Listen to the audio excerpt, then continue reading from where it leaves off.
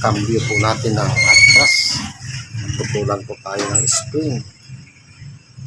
Kaya puro atras na lang, wala nang abante.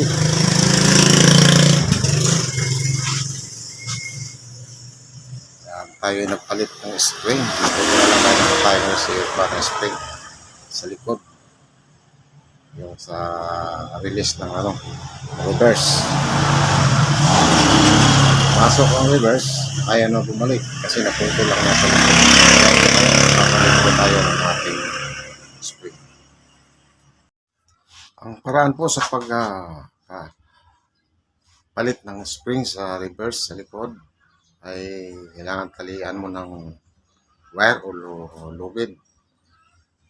Iikot mo sa matigas sa mga nakabalagbag na tubo sa ilalim.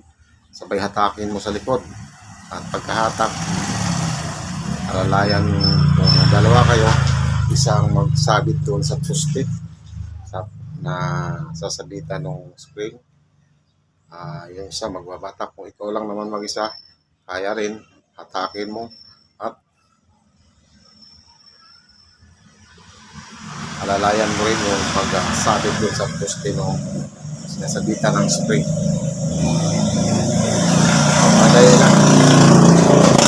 Kailangan talaga ng tali para mapuwis ang pagbatak dahil matigas po ang spring na ginagamit. Sige. Game. Ano? Hindi pa? Sige pa. Parang pack dito. Sige pa, malapit na. Piraso na lang. Sige pa. Ano? Mataas. Sige pa. Abante mo pa. Sige, hatak pa.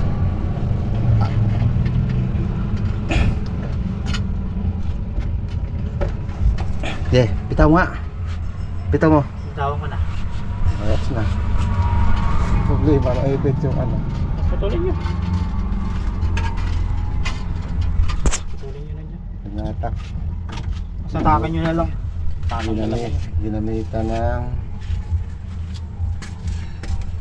alambre. Pangbatak, binatakan namin ng alambre. Kaya yan, tapos sinangkalan doon sa tubo para malambot paghatak. Okay na. Step ko ay tubo natin ang alambre pinantali.